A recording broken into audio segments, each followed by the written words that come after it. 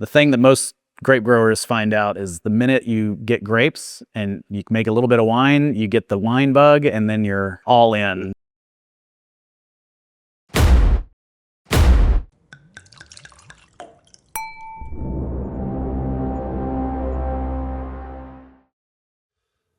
Howdy, Vine Trippers. I wanted to take just a moment before the show begins to tell you a little bit about the Texas Wine Lover website and app. It is a definite must-have for anyone wanting to explore the Texas wine industry. Now, they have a website. It's txwinelover.com, but they also have an app that you can actually download to your phone. You can find it on the Apple App Store or on the Google Play Store for Android devices. And it's going to be kind of your one-stop shop for when you go out to visit these great places. So you get to listen to them here on the podcast or watch them on YouTube to learn about these wineries. But when you go to visit, make sure you're checking out that app, because I'm sure you're probably going to want to visit other places in the area as well. And you can do incredible searches. It's the most comprehensive listing of winery information in Texas. And you can look for wineries in your area to go visit multiple places. You can sort those listings by finding out ones that are kid-friendly, maybe some that are pet-friendly. If you want to look for events or things that are going on, if you want to find those that can host RVs, just about any category you can think of, you can actually sort those listings and find wineries around you to go visit. The app is free to use for you and I. So it's a perfect, again, hand-in-hand tool when you're going out to visit wineries. Listen to them on this podcast, watch them on YouTube, and then start making your plans to go visit and use the Texas Wine Lover app when you go.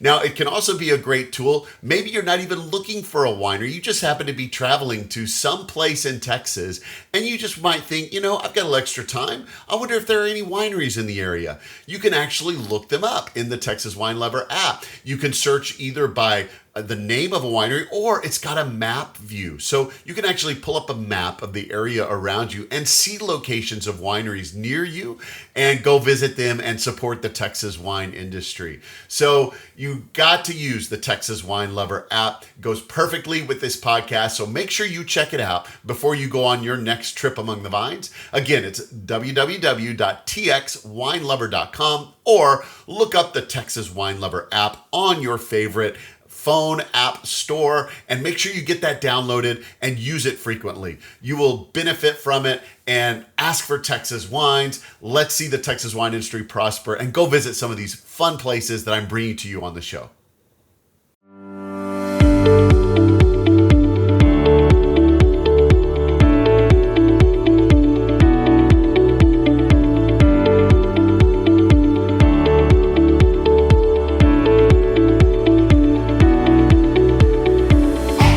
Texas Under Vine, an exploratory podcast to scout out the best that Texas wine country has to offer. I'm your wine guide, Scott, and I'm here to lead you on an auditory expedition to the vineyards and wineries across the great Lone Star State. Each episode will cover a different vineyard, winery, or wine-related business operating in Texas. You'll hear interviews, descriptions, and details about each location that will excite you to visit and experience them for yourself. Ready to plan a wine tour? Use these episodes to choose the most interesting spots for you and your friends to check out. Most of all, enjoy hearing about the rapidly growing wine industry in the state and what makes our wines and wineries the best.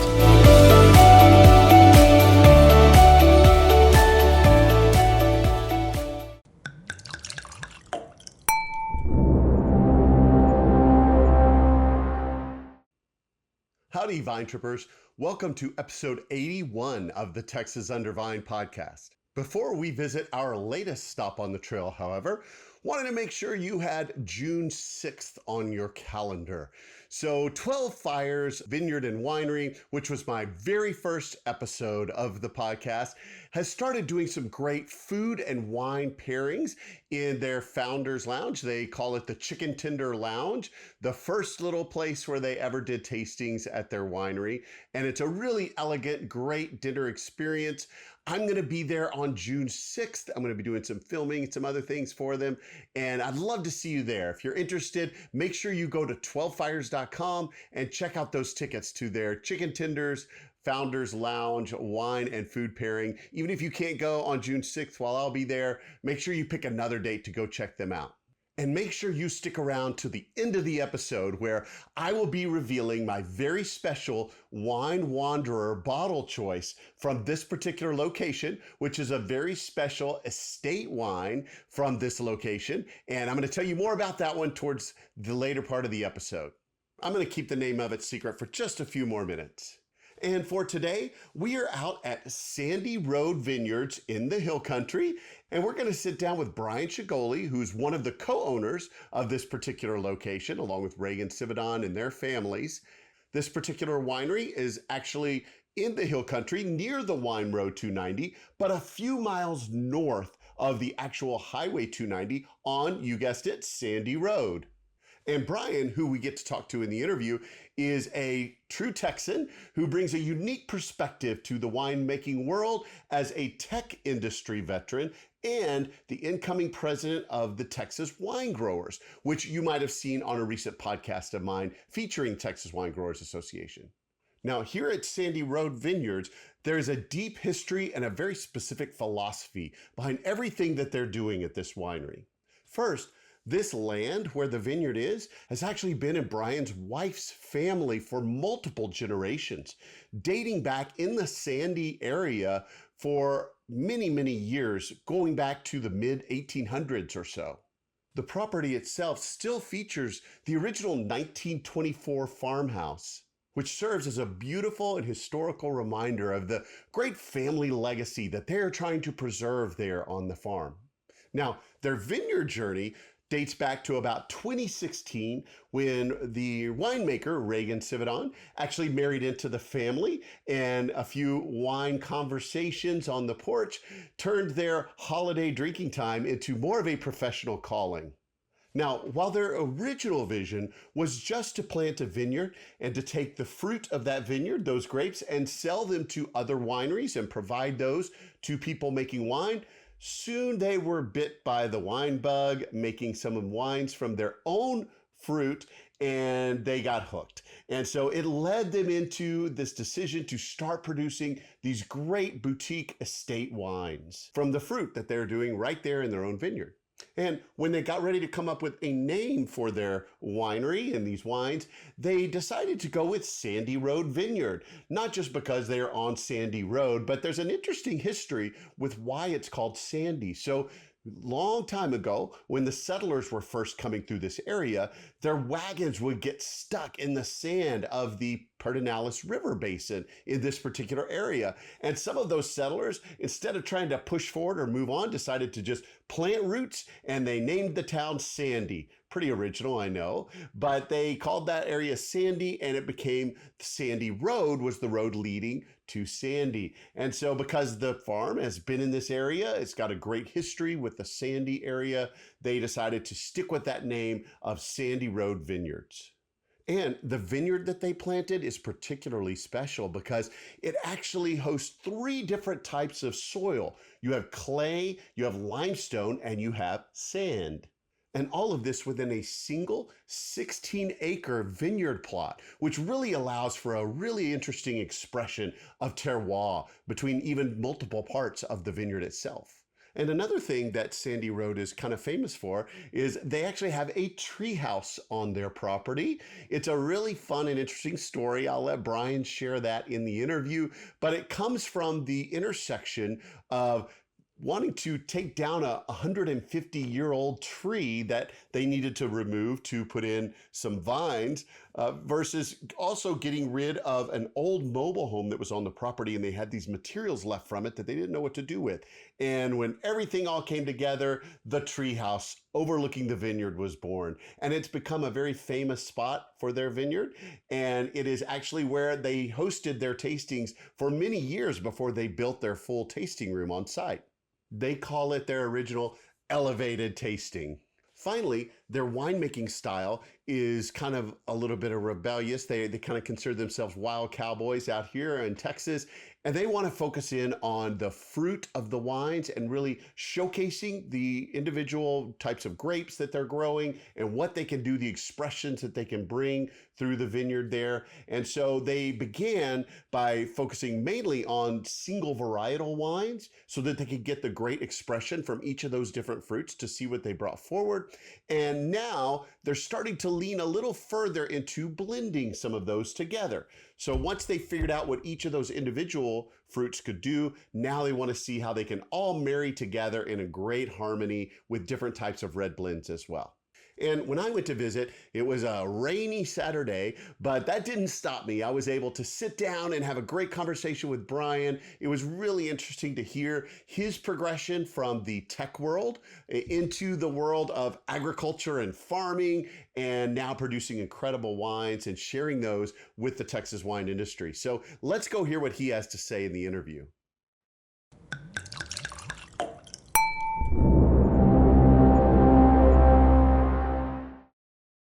Howdy, Vine Trippers. Welcome to Sandy Road Vineyard. And I'm here with Bryan Chagoly, one of the co-owners of Sandy Road. And also, if you remember from my bonus episode, the incoming president of Texas Wine Growers. So we've actually been able to talk to Bryan before, but I've not been able to talk to him a whole lot about this location. And now excited to be here on site. So without further ado, let's go ahead and talk to Bryan and learn a little bit about Sandy Road Vineyards. So Bryan, tell me a little bit about yourself. How did you get started in the wine industry? Well, first of all, I just want to say thanks for coming out here. Appreciate it. Love listening to your podcast. So thank you. Enjoy it a lot. It's about 10 o'clock in the morning, so I was like, we're gonna get going early this morning. So we're excited. And we're trying to beat the big rainstorm that's coming through that may make noise in this building. We're super excited for rain in Texas, so we're ready for it. How did I get started in the wine business? Well, so it's a long path, but basically, we had a winemaker marry into the family. Okay. So I met my wife, Adrienne, at Texas A&M. Right out of college, we got married, moved to Austin. She got her graduate degree at UT. Okay.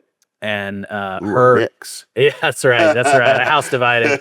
Well, we're total. A person divided. We're total Aggies. So, but out here at the farm, her family has been out here for 6 generations. Wow. And her grandparents and mom lived out here at the time. And so we would always come out to the farm for holidays and Christmas and visiting and everything.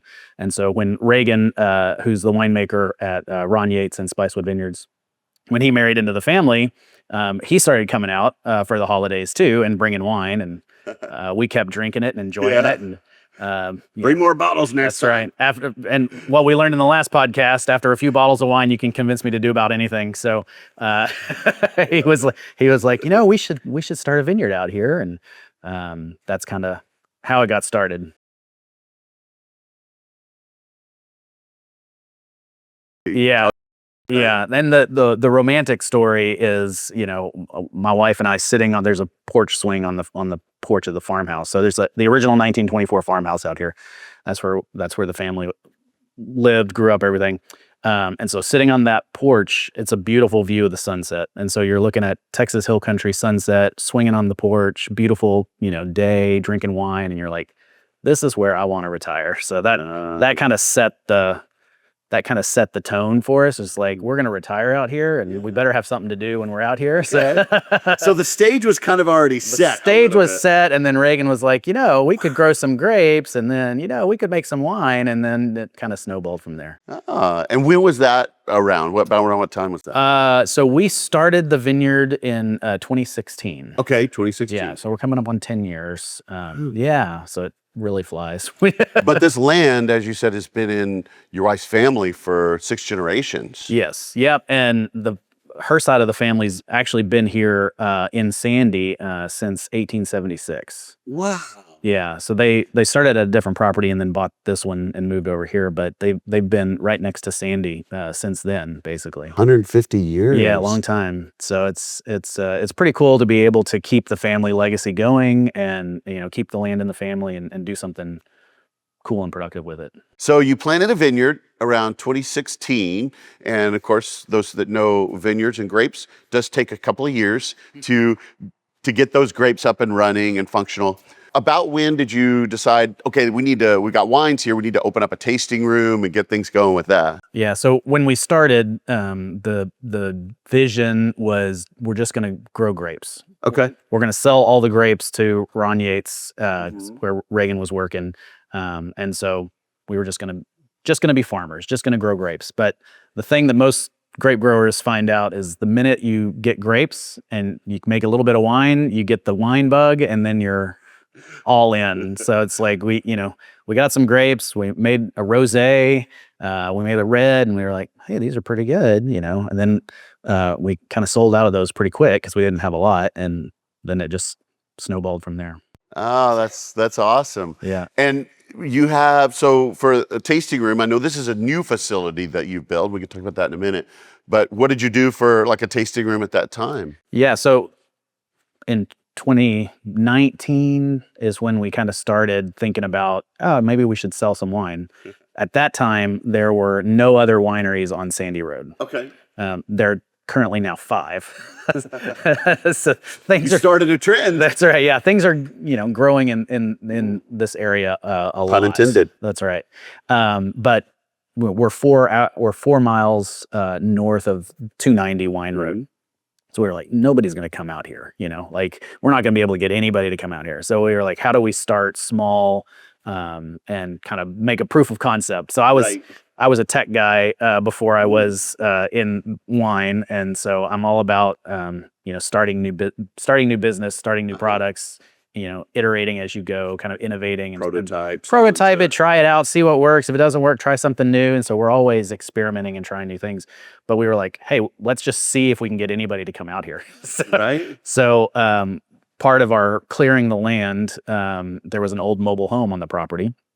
And, when you tear down a mobile home, you find a giant 60-foot metal trailer under it. And you're like, well, I don't know how I'm going to get rid of this. What do I do with this? Like, we can't drag it to the dump or anything, And so it's like, well, Reagan, he and his father had a construction business. Oh, okay. So he's handy. He's very handy to have, yeah. And so he's like, well, I can weld, I can cut metal. It's like these giant I-beams. Like, we should do something with that. And another bottles of wine into the family story, where Reagan was like, I think a treehouse would be really cool.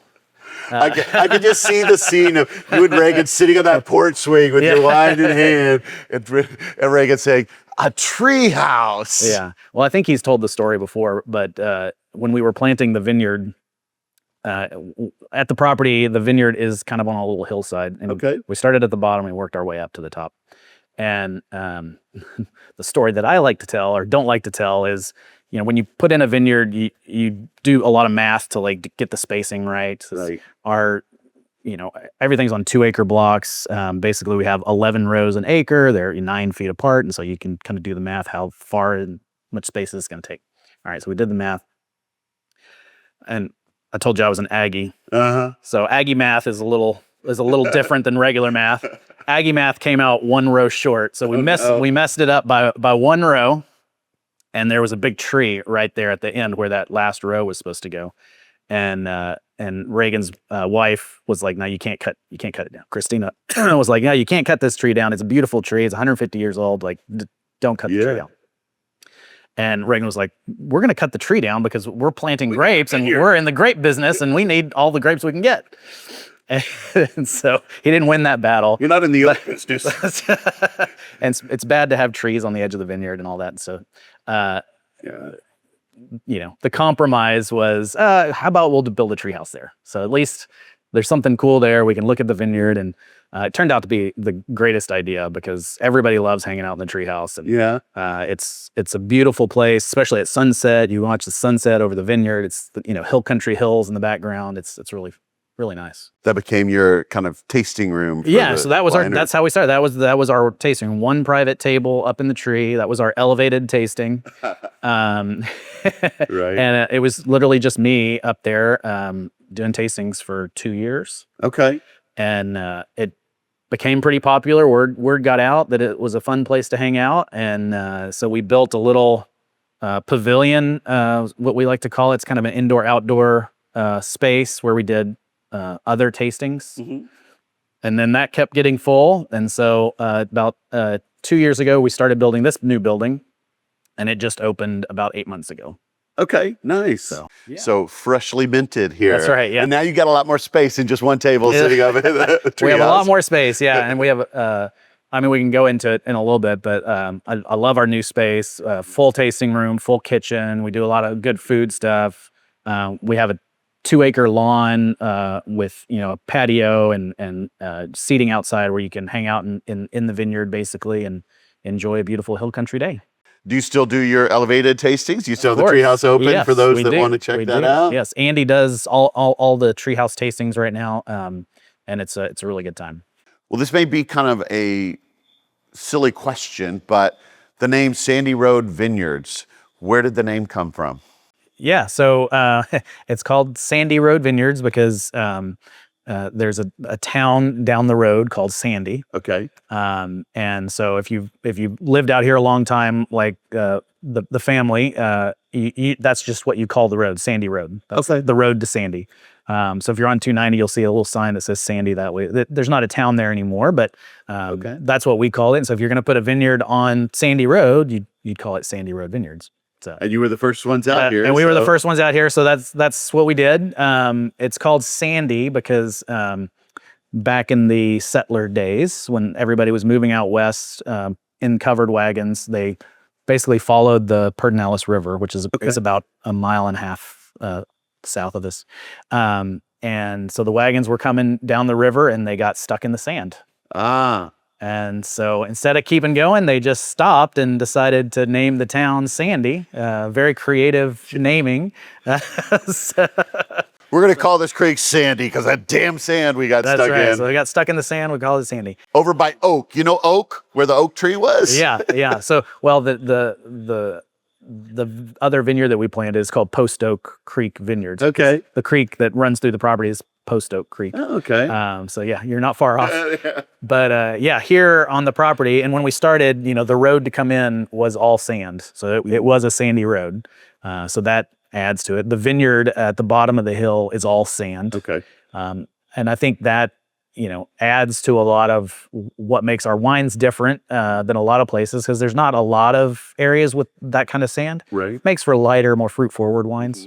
Good drainage in the soil and all that. Yeah, so we've got sand at the bottom, we've got clay in the middle, and we've got white chalky limestone at the top of the hill, which is pretty neat and unique. And Reagan and I really kind of geeked out about, oh man, we can plant the Grenache in the sand and the Syrah in the rocks, and you know, you can really have different terroirs playing into the wine. And behind you, we've got jars of the soil type, so you can kind of, you know, people can come in and they can actually see, oh wow, that really is different just in this, you know, 16 acres, how different the soil is. So that's kind of how Sandy Road Vineyards got the name, and you know, the sand, and I think what makes a lot of the place special. Yeah. Well, let's talk for a moment about your vineyard that you have here on site. So what all do you have planted here, and how big is the vineyard and all of that? Yeah. So the property in total is 100 acres. Okay. The vineyard is 16 acres here. And then about 3 years ago, we planted another vineyard at the neighbors that's another 6 acres. So we have 22 acres of estate grapes that we farm. Nice. And what varietals do you have planted? So we have 11 varietals now. 11? Yeah. Spanish, French, and Italian. Mostly reds. We have one white grape now, Roussan. Okay, yeah. We've got Grenache, Syrah, Mourvèdre, Tempranillo, Sangiovese, and then Cabernet Sauvignon, Malbec, and then we have a few that are unique to Texas. Okay, tell me about Marcelon, which is a French Bordeaux red grape, and then 2 Spanish red grapes, Prieto, Picudo, and Mencia. Interesting. So what made you decide to go with these 3 grapes that people may not have heard of before?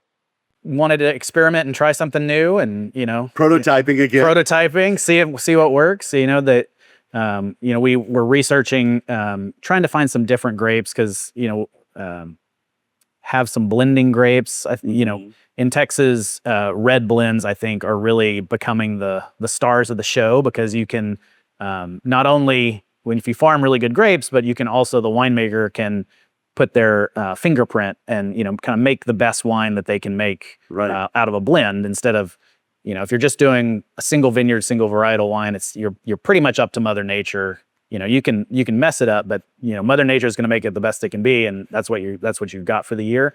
But a blend, you can correct things, right? You can season your dish a little bit differently to get the best. Add a little acidity here, a little color here. Yeah, depending on what you need, you know, lift the front, you know, lift the mid palate, whatever, you know, you can kind of play with it until you get a wine that you really like. So that was kind of our thinking of getting some of those blending grapes. Yeah.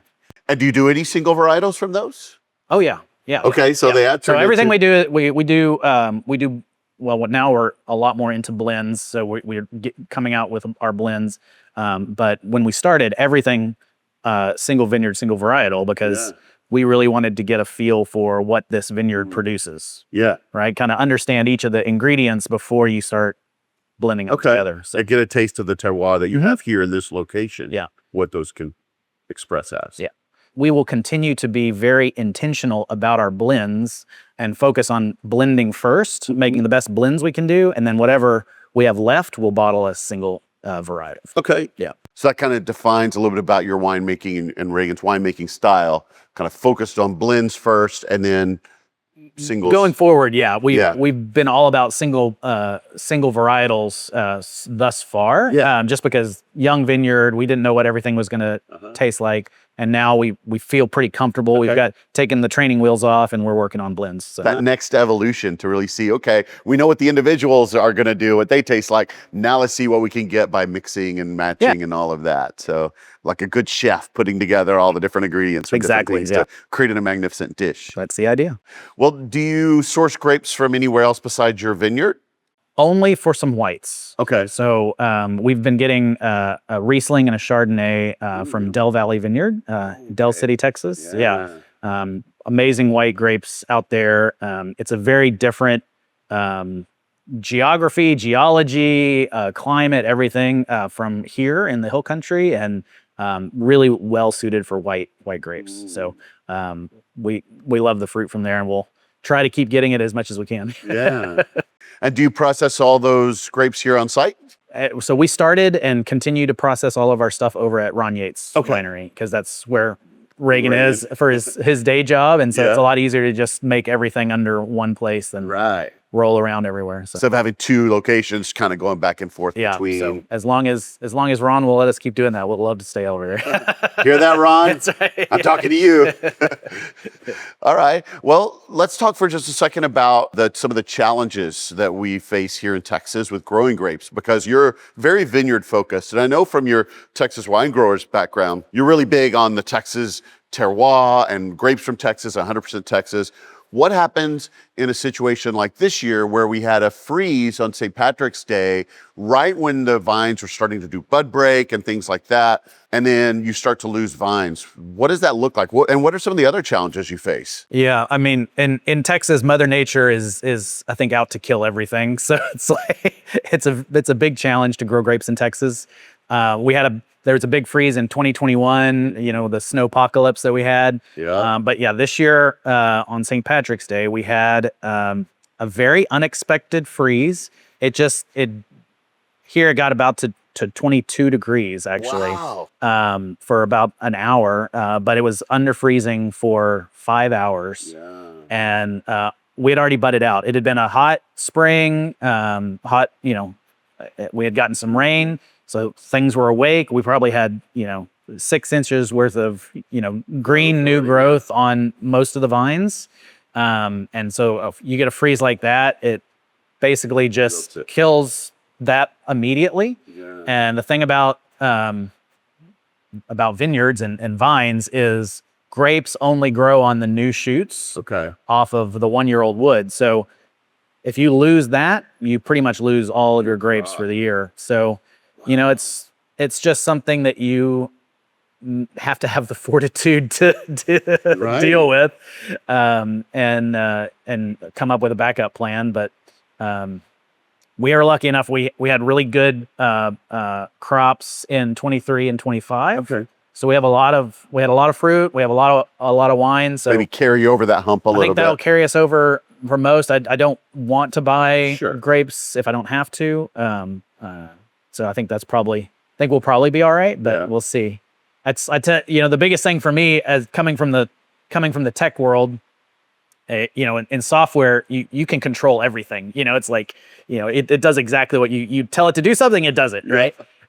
Mother Nature does not play that game, right? And so like the biggest thing was just like, giving up control and just, saying a prayer and drinking a glass of wine and, Yep. and hoping that things work out and just learning how to roll with the punches. But Yeah. that's Well, we are blessed, I think, here in Texas to have some great vineyards. If you did have to buy grapes and things like that, it's not like there's nothing there. We do have some great vineyards here in Texas, so hopefully that would help provide some extra fruit as needed. But what are some of the other challenges and things that you face here with the vineyard? well, this year we also faced a labor shortage. Yeah. So the crackdown at the border had caused a big delay in getting the crew that we've had for almost 10 years now. Yeah. Same guys that we've had for 10 years come over every year. Know the vineyard, Know know the the vin- property. Yeah, they couldn't get into the country. Oh, no. And so at a critical time when you need to be pruning, you need to be, like there's a lot of Yeah. labor, and we had a couple of guys here, but the main part of the crew was like not here for about 3 months late, Oh, my God. and so that has us way behind for the year too. So that's been a struggle. So labor's a struggle, weather's a struggle. Well, and like you say with software, Yeah. okay, so you run into a bug, you pause and you work on that, and you can delay. Mother Nature doesn't work that way. It's not like you can just say, we'll prune 3 months down the Yeah. road. I mean, you have to go on the schedule. Yeah, that's right. A vineyard, it goes with a very regular cyclical cycle, and things have to happen at certain times. The vineyard will wake up and start growing, on a certain date based on how hot it's been, no matter what you do, right? Like it's coming, and you got to be ready for it. And there are certain times in the life of the vintage when you have to really be on it. Like you have to, when everything wakes up and all the shoots are coming out, you have to shoot right then. You have about a 2-week window, and if you miss it, it becomes a lot harder to shoot then, because then it's stuff everywhere. Yeah, So right. then it doubles the amount of work that you have. So Yeah. which doubles your labor costs, which just all that sort It's of a fun tight stuff. timeline. Yeah, yeah. That's So, crazy. Fun things like that. But Yeah. that's what makes it cool. Exactly. And that's what makes Texas wine unique. Some of these things, these challenges and things we face. Yeah, I mean, every place in the world faces those Sure. same challenges. We like to complain about it a lot. Right. But, It hails in France too. it froze in France too. Bordeaux froze this year. Really? Okay. Bordeaux or Burgundy, I can't remember, but they froze this year, so they're going to have a bad crop too. Okay. I saw they all had their fires out in the vineyard, and Wow. I don't know if it saved anything. But Yeah. everybody faces the same problems. So Yeah, for sure. What if your entire summer was a guided tour through the best of the Texas Hill Country? I'm Wine Guide Scott, and I'm giving away a couple's pass to the inaugural Texas Hill Country Winery's Summer Season Pass. That's 3 full months of tastings and exclusive perks at over 35 premier wineries. A $100 value brought to you by Texas Hill Country Wineries. Explore the region at your own pace, from legendary estates to hidden gems. Enter now at texasundervine.com/giveaway. I'll announce the winner on May 29th. Cheers! Well, let's turn the corner from the challenges just a little bit. Talk about some positive things here. What would you say is a unique trait or characteristic of Sandy Road Vineyards that really you think embodies the spirit of Texas winemaking and Texas wines? well, I mean, we're all native-born Texans. We've all been in Texas for a long time. I think we have a very passionate, strong Texas spirit. We're always trying new things. We're a little bit of wild cowboys out here. We don't like to follow the rules. We'll try all sorts of new stuff and just trying to make it work. But very passionate about growing world-class wine. I really believe Texas is positioned to be a world-class wine region, and we just need to really hone our skills in farming grapes the best way we can, making wine the best way we can, and it's going to be it already is, but it's going to be even better world-class wine going forward. We're just getting started in Texas, so I think that's what we really embody in that. And I think when you come out here, you feel like you're part of our family. You feel that passion and excitement about winemaking. You get excited about wine, about Texas wine, and hopefully you become an advocate of Texas wine too.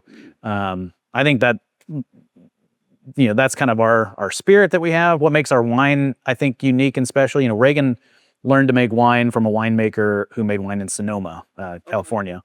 So our style is very fruit forward.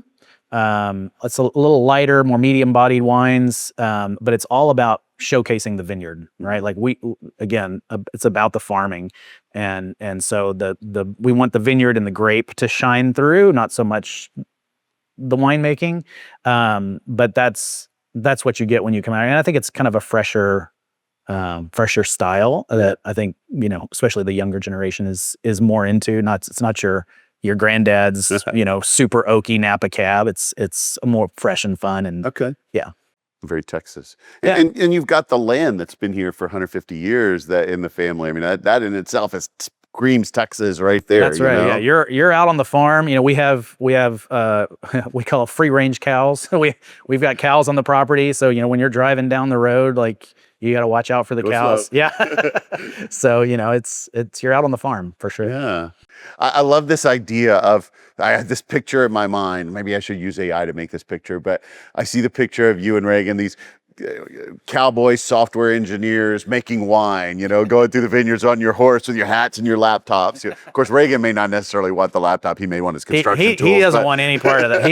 He's the opposite side of the software side. So but that's where it makes a team, right? Absolutely. Yeah. I mean, I think that our family, me and my wife, Adrienne, and Christina and Reagan, we're all, we're family. We're really good friends. And we all have very unique skills. And when you bring them all together, we kind of have all complementary skills that help us kind of run the business. So it's been really a great blessing to be able to work with family and not, not struggle with that, like some people it's like never work with family, it's like, well, we're very lucky to be able to do that and enjoy it. Well, I mean, it's like, I like my day job, but there's sometimes where I'm ready to go home because I don't like these people that I have to work with all the time. So to love the people that you work with as well as get along and compliment, I think that's a perfect situation. It's been great. Well, let's talk about the wines for a minute. Yeah. So what would you say is your favorite varietal to work with? I like bigger, bolder reds. So the Tempranillo is always really good. Reagan loves Sangiovese.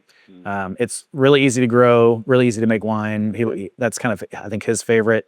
The Marcelon is really nice. It's becoming a favorite of ours. That's my happy hour wine at the moment. That's at the end of the day of doing tastings out here. We sit down and have a glass. What are some of the characteristics of the Marcelon?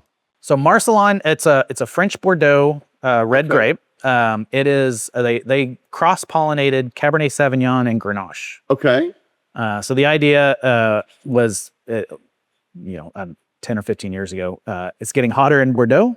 Cabernet grows better in colder climate. So they were trying to make a clone of Cabernet that would do better in warmer climate. Oh, okay. And because Grenache loves the heat. Right. And so we saw an article about that, and we saw it was an approved Bordeaux varietal, and we were like, heat? And we saw, well, we were like, it's hot in Texas, so maybe it'll work in Texas. So that's kind of how we came upon that one, and it's been great. And that's your happy hour wine. That's my happy hour wine for sure. Yeah, right. It's doing really well. So let's talk, and this kind of maybe leans back just a little bit into some of the challenges that we face, because every season is full of vintage variation here in Texas. How do you deal with that? Do you strive to make your wines kind of try to taste the same every year, or do you embrace vintage variation and say, whatever the fruit brings us this year, this is the wine that we're going to produce? Yeah, we very much embrace vintage variation, right? Like, I was mentioning we do single vineyard, single varietal wines mostly, and we want to showcase the fruit, right? So that means showcasing the vineyard, showcasing the vintage. And you can really taste it. Was it a cold year? Was it a wet year? Was it, a hot year? Like what, what happened that, it really is, when you're making boutique, small batch boutique wine, like that's really what wine nerds geek out about, it's like, they like to see, the year in the bottle, right? Like that you're really taking a snapshot of the year and putting it in a bottle. And that's what makes wine different and special and unique from, if you're making craft beer, like you want that beer to taste the same all the time, right? Yeah. If you're, so that's really, I think, the difference in what makes wine special. Interesting. Yeah. Yeah, I heard someone say one time that a good wine is a photograph in a bottle. Yeah. Because it tells a picture and a story of a time and a place and all of that. Well, what are some of your most popular wines with your customers? I mean, I think the ones that I mentioned, the Marcelin, Tempranillo, Sangiovese, our Mourvèdre is usually a pretty big crowd favorite. The Chardonnay that we've had won Best Texas White Wine last year, so that people are loving that. Well, do you do any kind of events here at this beautiful location? We do, yeah. So we have just started doing winemaker dinners. Okay. So our tasting room manager, Andy, is a really good chef. He has his own cookbook. Nice. And likes to cook dinners for friends. And so we were like, let's incorporate that into what we do out here. So about every other month we fill up the tasting room, do a winemaker dinner. He picks out the menu.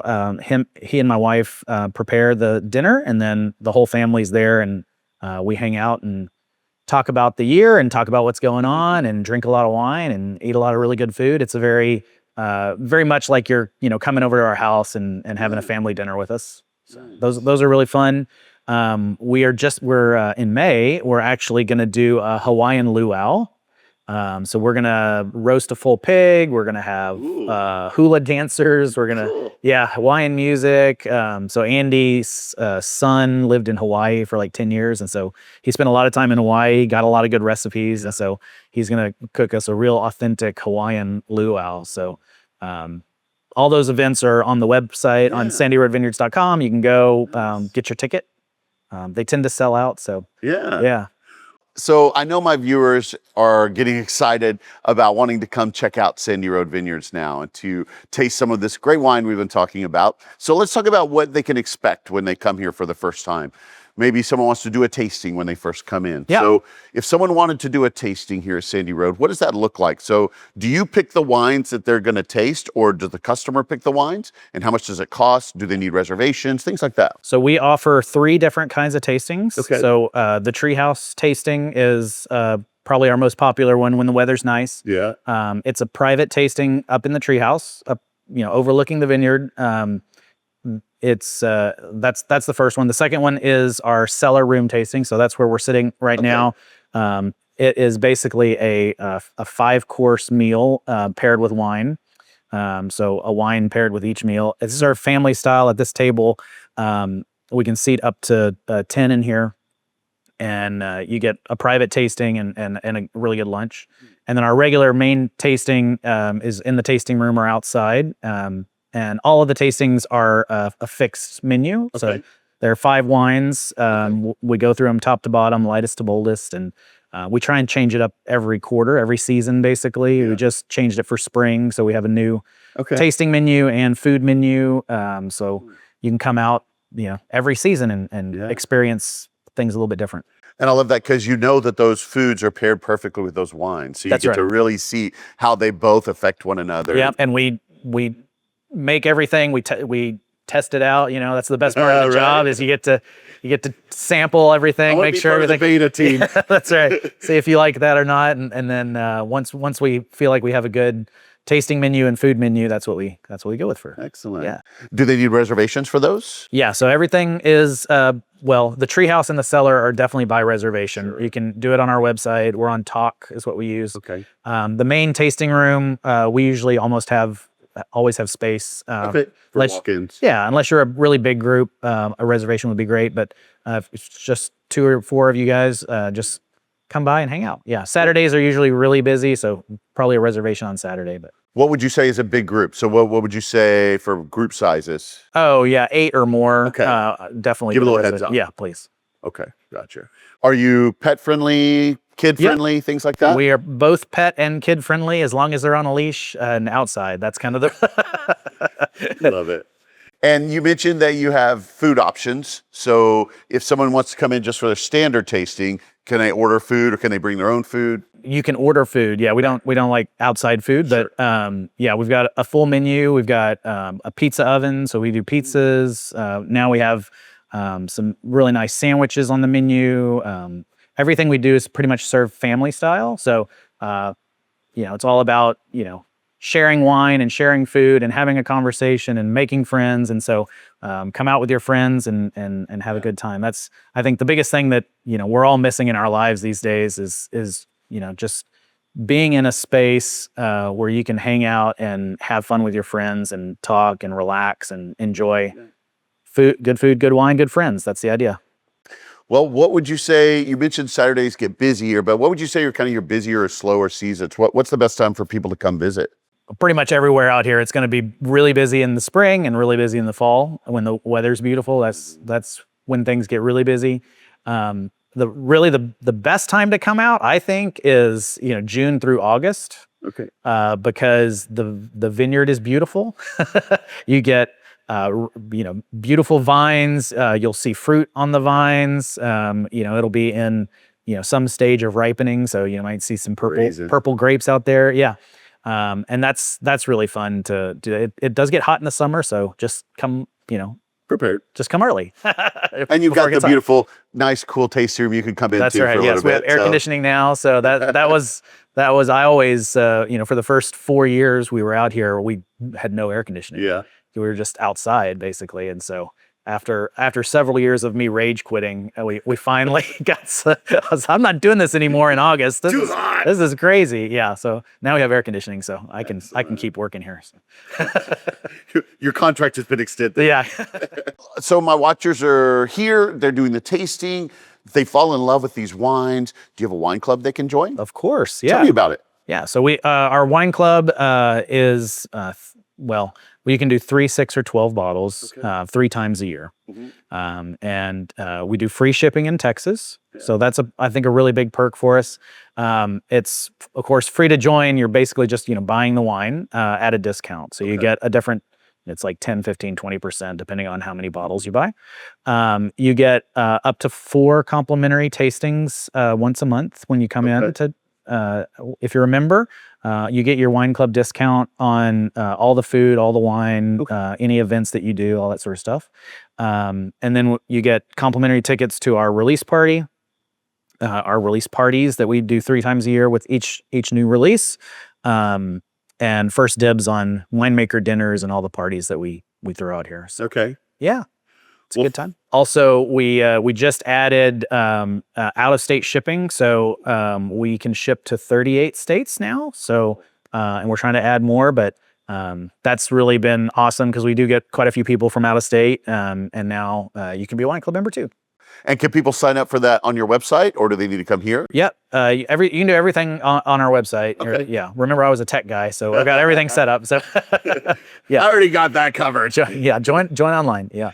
Well, let's say that some of my watchers are really excited, but maybe they live too far away right now. Maybe they're in one of those 38 states or something.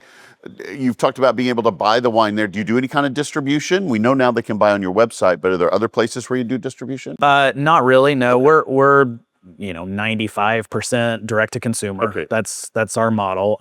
Small boutique estate vineyard selling to direct to consumer. Like we want you to be part of our family. We want you to know the story, and that's kind of where we are at the moment. We're in a few places around here and around Austin where we live. Usually just if I like to eat there. Some little handshake deals. That's if I'm there eating food, I'll probably drop off a case of wine for you. So that's about where it is. But yeah, so we're in about 10 or 15 little restaurants and stuff around the area, but that's about it. Scavenger hunt. You got to go find That's right. You got to find it. So you mentioned being a software guy, and you talked about your website a minute ago. As we were talking a little bit before the interview, you mentioned another website you had done some work on called Top Texas Wines. Tell me a little bit about that website. Yeah. So toptexaswines.com. It is a website that makes it easy for you to find the best wines in Texas. Okay.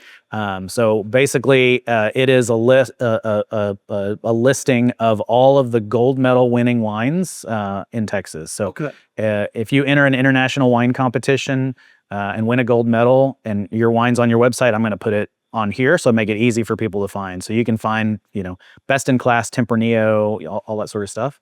And then I basically add up all of your winning scores, and then I rank the wineries, so you can find the top award-winning wineries in each of the regions. So whether in the Hill Country or in Dallas or North Texas or whatever, you can see them ranked. So it gives you a good starting point on places to find good wine. It started almost back when we started the vineyard because, being a data nerd, I wanted to find what wines were winning the most awards in Texas, because those should be the grapes that we plant. You plant the grapes that are going to prototyping. Yeah, plant grapes that are probably going to do well in Texas and win some awards, right? Like that seems Makes like sense. a good strategy. So I started collecting it way back then and just had it in a spreadsheet and was just looking at the stuff ourselves when we decided on some of the grapes to pick. I found it useful, and I told a couple of people about it, and they found it useful. And then I maybe about 3 or 4 years ago, I just put it on a website. It's totally free. Like, we're not selling wine on there. The goal is to just find good wine, and then it'll take you to the winery. If you can buy the wine from the winery. So. Totally informational. Yep. Yep. There's not trying to sell anything on the site. It's just, there to help people find good Texas wine. Yeah. All right, so we talked a little bit about the vineyard. We've talked about this new, beautiful tasting room here, a lot of the great experiences. Do you have plans for future growth? What's next? And everybody always asks that. My wife would kill me if I said we were going to do anything else. Don't listen right now. Okay, plug your ears. Okay, here we go. Now we get the truth. Yeah. Well, so 3 years ago, we planted a second vineyard. So that's coming online. So we'll have, what's next is we'll start to have wines from there. Which is Cabernet, Malbec, and Roussanne. So those will be coming out soon. So that's something new. From the tasting room perspective, opening this is our big thing for a while. So we're gonna grow. Cool the jets for a few minutes. Yeah, we're gonna grow into this and enjoy being here. We're gonna slowly start getting some of the winemaking equipment and things like that over here. Eventually, long term, we'd love to be able to do everything here. Our goal is to build our retirement house out here on the farm, live out here, grow the grapes, make the wine, never leave. That's my plan. So we're not trying to be the next giant winery in Texas. We want to be a small family boutique winery that's very intentional about the wines that we make from this place. Right. That's once we get there, is that like this is supposed to be a retirement plan. So I want to have fun, enjoy life, drink some good wine and hang out with good friends. So that's what we're gonna do here. Cool. Well, there are a lot of great places in Texas that people can go to drink amazing wine. So what, in your opinion, really sets Sandy Road Vineyards apart that would make my viewers say, I've got to get there as soon as I can? So I think, one of the things that makes us unique and special is, we are focused on doing everything ourselves, from the dirt all the way up to the glass. We are excited about the Texas spirit. We're passionate about farming. We're passionate about making world-class wine. And I think, it shows in the work that we do in the vineyard and the experience here in the tasting room and the wine that's in your glass. If you're, tired of the big, busy places and the bachelorette parties, come hang out with us. It's quiet and peaceful, and you can really experience, life, in the Texas Hill Country on the farm, in a vineyard, and see the people who are actually doing a lot of the hard work, actually growing the grapes and making the wine. You'll have a wonderful time and have lots of good food and lots of fun.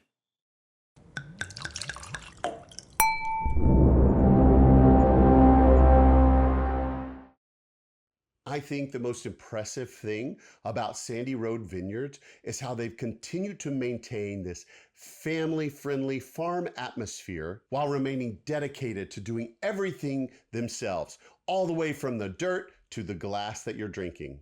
Now, make sure to check out their website before you go. It's www.sandyroadvineyards.com. There you can book your own Treehouse tasting experience. You can check out their blog that they have on the site. You can reserve one of those incredible winemaker dinners that Bryan talked about in the interview. Or if you're interested, you can sign up for their wine club right there on the website, which, as Bryan mentioned, offers free shipping in Texas. And don't forget, when you go see them, make sure you tell them you heard about them on this podcast, Texas Under Vine. All right, now it's time to reveal my Wine Wanderer pick for this particular episode. And I chose the 2023 Estate Mourvèdre. This is a great crafted wine that comes directly from their estate fruit there in their vineyard. And this is a really great choice for this particular location because the fruit for this, the Mourvèdre, is actually planted down towards the bottom of the hill in the sandy soil of the vineyard, giving it a lighter and more fruit-forward profile that really reflects the beauty of the terroir there in Sandy. Bottling this one as a single varietal wine was an intentional way to really let this fruit speak for itself before it becomes involved in some of their future endeavors for some complex red blends. So make sure to try this one when you go to see them there at Sandy Road Vineyards. All right, just as those pioneers early in those days found their way through the sand there in Sandy, it's time for me to pack up my gear and head on down the road to my great next Texas wine destination to bring that information to you. And if you want to support that journey, head on over to our Patreon page. It's at texasundervine.com. Click the Become a Patron button at the top. And if you're watching this on YouTube, make sure you like, follow, and subscribe. And while you're there, I want to hear from you. While you're there on YouTube, go down to the comment section and tell me this. If you had to choose, would you rather spend an afternoon sitting in the beautiful treetop treehouse, enjoying those great wines overlooking the vineyard, or would you be more interested in that more intimate cellar tasting, which he does in the barrel room with the food pairing and everything with all the barrels around? Which one's more your style? Leave that comment below and let me know. And as always, a huge thank you to all of my Patreon subscribers. You help keep this journey through the vines moving forward. And with that, my time is up. So don't forget, subscribe to the podcast and follow my socials to be notified anytime a new episode is released. And until then, happy trails and bottoms up, y'all.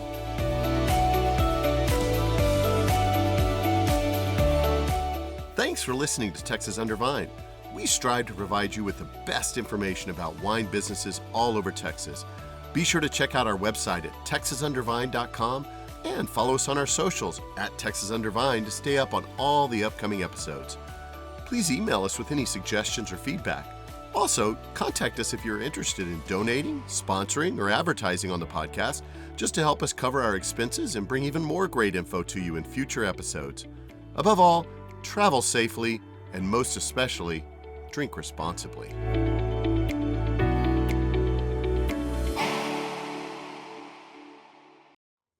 Howdy, Vine Trippers. Before we go, I wanted to direct you to my website, www.texasundervine, because there you're going to find a whole host of things. Besides access to the audio versions and the video versions of the podcast, you can also get those on any podcast provider and then the video on YouTube.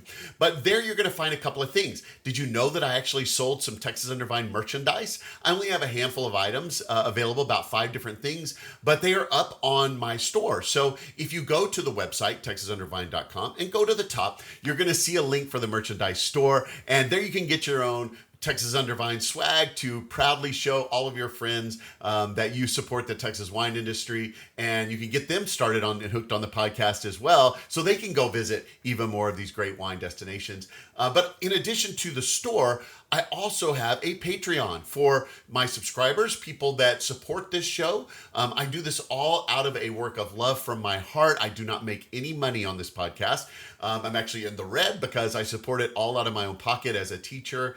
And it's mainly because I love wine and I love the Texas wine industry. So if you're willing to help me do that and you'd like to see more of these great episodes, hear more from these amazing winemakers, learn more about some fun destinations for you to go and visit on your own, I would appreciate if you would be willing to subscribe to my Patreon. So at the top of my website page, again, you'll find a Become a Patron link. And there you can get all the information about becoming a subscriber to the podcast here as a Patreon subscriber. It only costs a few dollars a month if you're willing to commit that. And there are various levels that you can commit to that each give you behind the scenes benefits that you don't get. And I do have some new things in the pipeline coming down soon. So you want to get on that sooner than later. But right now you can get things like behind the scenes photos at different wineries. You can get things like at one level, you'll get a video walkthrough of the winery. So for every episode, I will post a video walkthrough of me taking you through the winery itself so you can see what it's like before you go. And then at one level, you can even find out before everyone else where I'm headed the next week on the show as it comes out. So you'll know before everyone else. You get a sneak peek. So there's just different levels of benefits and they all cost a different amount. And as you subscribe, you become the heart of this podcast. You really are what helps me succeed. You are my community and my people. And thank you so much for those that do subscribe. So if you're interested in joining Patreon, check the Become a Patron link at the top of the website. So again, the website is www.texasundervine.com. You can also go to all of my socials. I'm at Texas Undervine on almost all the social accounts. And check it out and consider sponsoring the podcast and maybe even buying some of that really cool swag on the merchandise store. Happy trails and bottoms up, fine trippers.